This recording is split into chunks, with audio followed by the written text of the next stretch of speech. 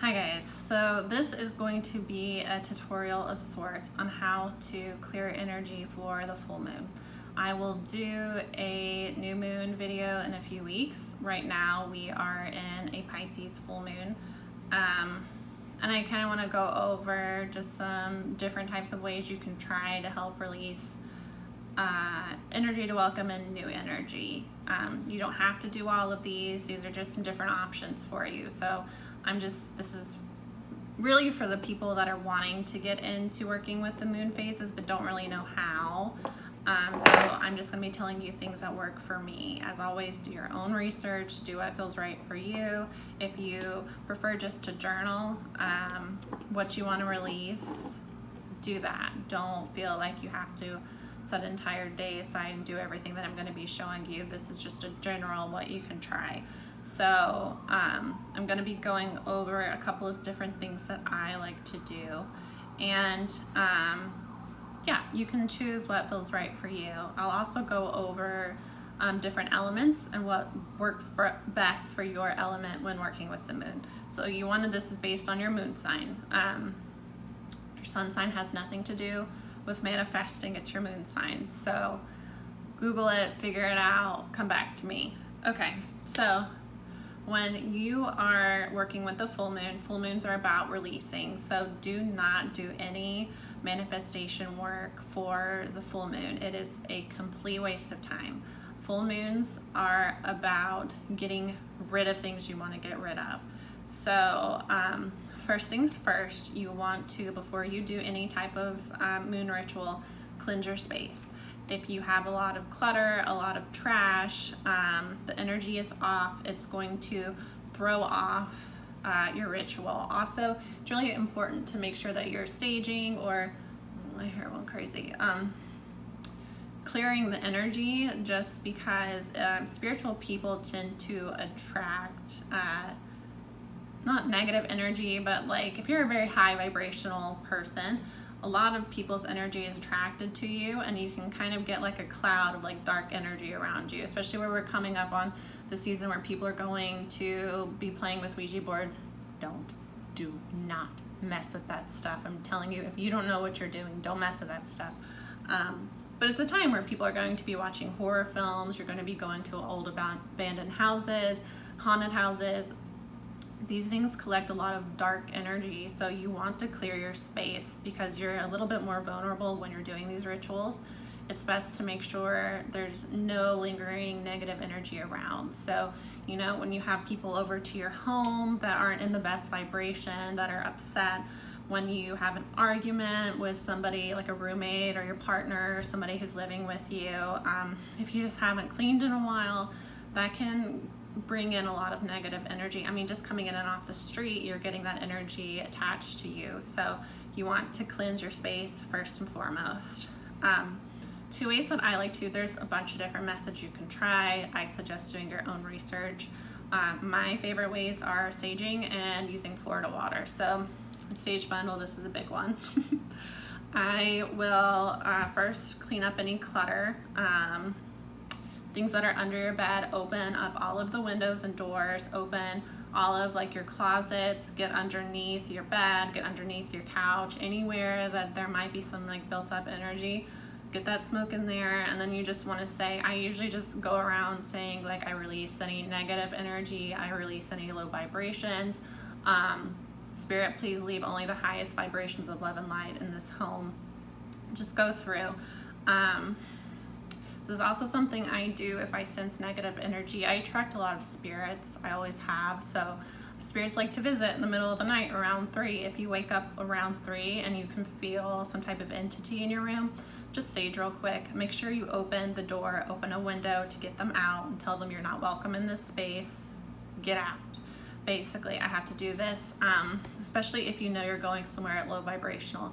I went to Las Vegas for a weekend with my friends, and that was one of the darkest energetic places I've ever been in my life, and I swear it took like 2 weeks to get all of the entities that followed me home out of my apartment. So be aware of that, and don't do rituals if you can feel some type of negative energy. Make sure it's all gone.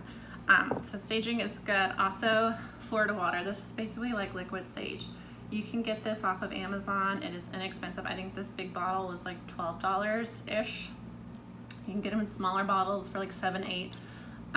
So what I do with this, I clean, I dust with this. I put it in a little spray bottle, and I just spray this on a cloth. I dust with this. I clean my floors with this. I will spray this on me. I can spray it on my hands before I do a reading. I can spray it on me. It's very protective. So I will take this in my bag when I go to work. Sometimes when I know I'm going to be interacting with the public a lot, just spray this on yourself. I like the smell of it. It does have, it's technically a cologne, so there is a smell to it. You can also use these in spiritual baths, which I'll go over in a minute. So I like to use this. If you are working with spirit guides and ancestors, if you have an altar, make sure you are cleaning your altar regularly. You always want to clean it before doing any type of ritual work where you're working with your ancestors. So this is my altar. I usually have candles here, but I've moved the candles because I don't want anyone to try to see what I'm manifesting. It's private. Keep your manifestations really private. Protect energies you're trying to bring in. So I've moved those out of the way, but I usually have candles here. This pot, this is my mala, this prayer beads. This pot I use for ancestor offerings. So you can use Florida water, it's great. You can use different oils, spiritual oils. You can pick those up in metaphysical shops. Look on Etsy. I'll be offering some that I've made on my website. These are manifestation oils. I'm working on a protective oil. So these will be available soon. These can be used in a spiritual bath, go over in a second, candle magic, or as offerings. So I'll go over that, just wait. We're cleansing first, come on.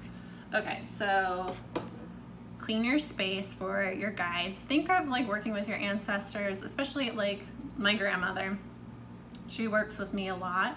I have 2 that have passed. One was very a tough lady and very protective. She's my country grandma. And then one was very psychic and spiritual.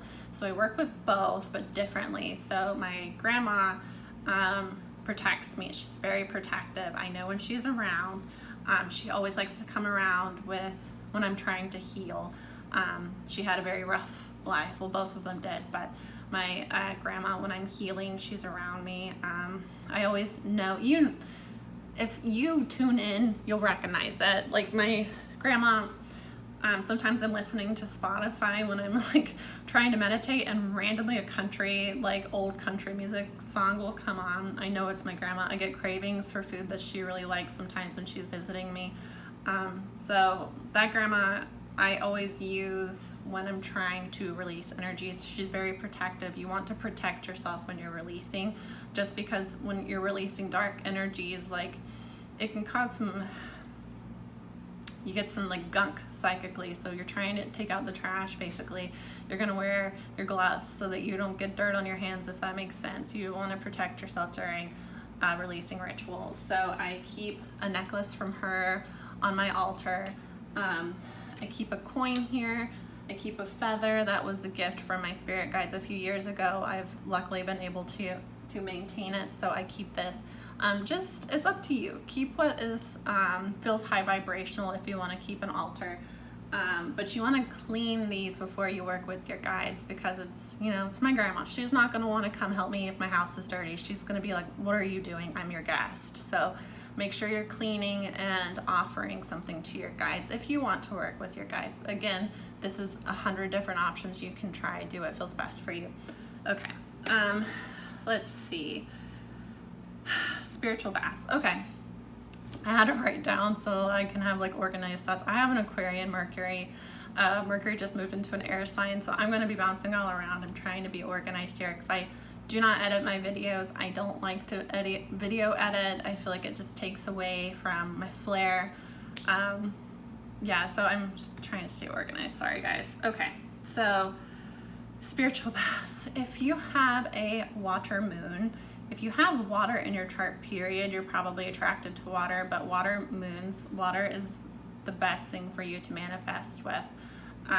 So you can do that by, you know, going to the beach and taking a swim under the full moon, trying to, you know, just think about what you want to release.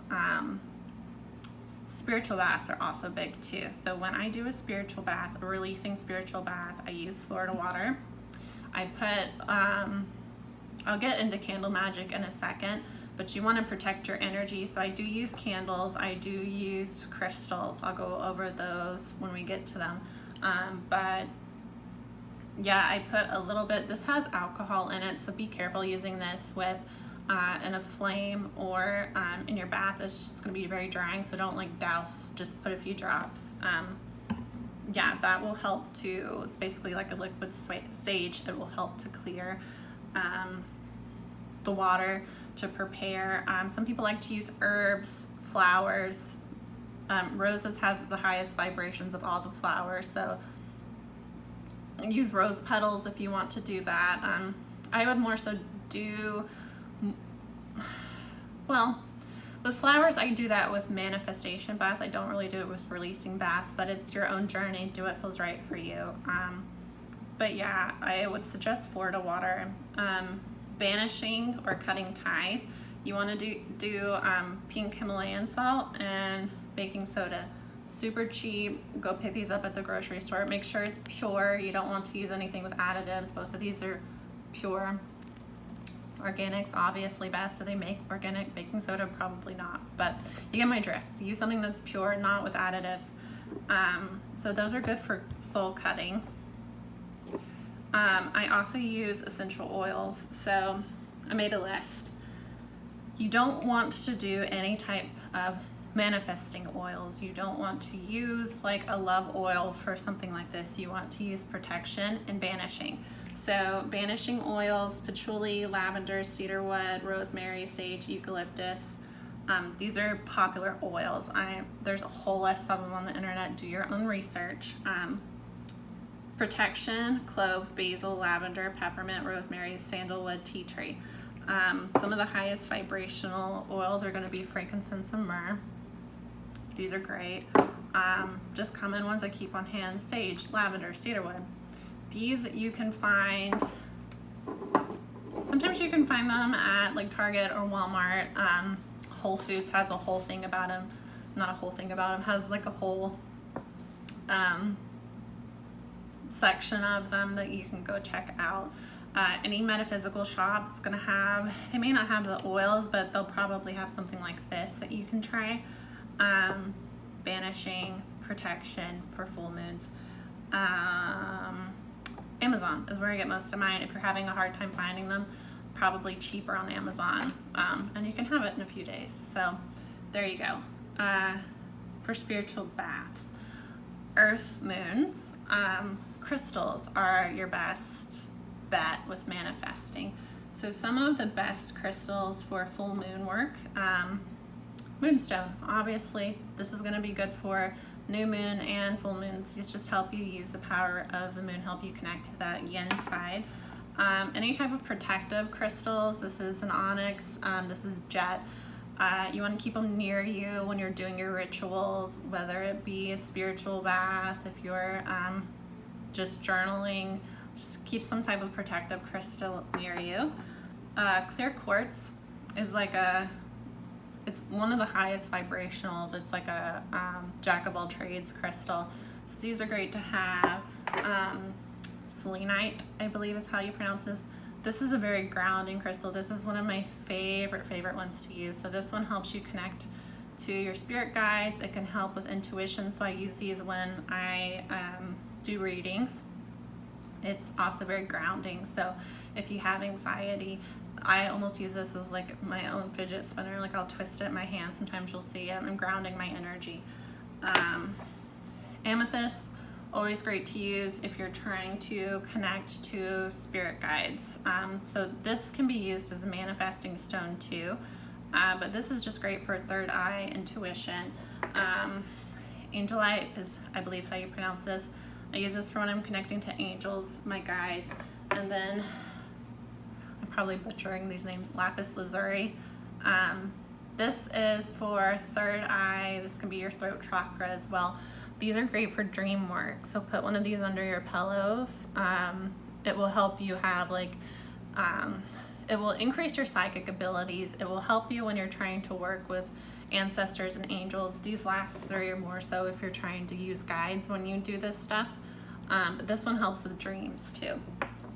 So that's a couple different examples. Do your own research. My favorite thing to do, and I tell people, if you're just getting into crystals, go somewhere that sells crystals. Don't look at what the names are. Don't look at what they do. Pick out a random crystal that just like seems beautiful, just like calls to you. Take a photo of what the crystal's name is, because if you're new to crystals, you're gonna forget. Everybody forgets. Take a photo, go home, Google it. I guarantee would put money on it that that crystal is exactly what you need. That's what I love about them, is that they have their own energetic footprint. So keeping crystals with you all the time is great.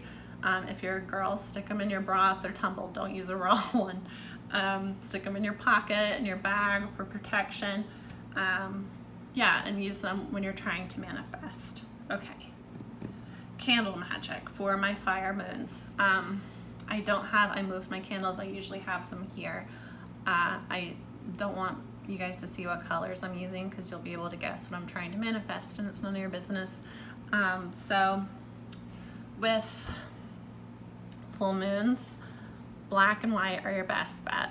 Black is banishing protection. White is like connecting to your spirit guides, but it's also like a jack of all trades. So if you only have white candles, you can even use like little like white tea lights you get from like Walmart or the dollar store. Just make sure if you're getting them from somewhere like there that you're saging them first to clear any negative energies, just because both of those are low vibrational stores. No offense if you shop there, like it's fine, but you know when you can feel the chaotic energy. Yeah, so just make sure you're saging. And if you're trying to use a white candle for something other than just like a general purpose, you can anoint the candle, which means just putting some oil of your choice over top. Say a little prayer, a little meditation of what you want to use that for.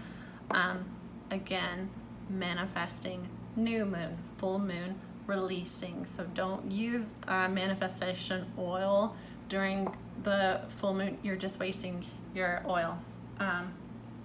But yeah, light the candle, do your journaling, do your ritual, say your prayer into it. You can also get 7-day candles from Etsy or any type of metaphysical shop. That's one of my candles I moved, was a 7-day candle. They usually have spells on the back, the best way to use them. Yeah, you can also do like fire meditation. So some people will meditate by lighting a candle and just watching the flame.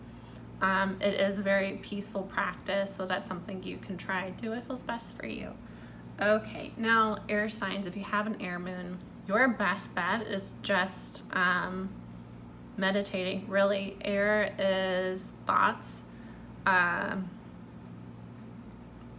Yeah, so you benefit the most from like intellectual stimulation. So read a high vibrational book, read a book on manifesting, take some time to meditate, just connect to your thoughts. Really, it's going to be the best bet. But just because you have a certain element of a moon, you can do any of these. Like any of these work for everybody. I take spiritual baths all the time. I have an earth moon, you know, like you can mix and match these. Let me see, is there anything I'm forgetting? Something else I like to try is you can do tea magic. So this is one that I picked up at my spiritual store. So I drink this before I do any type of moon ritual, full moon and new moon, because it's grounding and spiritual wisdom, blah, blah. You can use just regular tea. You do not have to go and get an expensive special spiritual tea. So I also wrote down.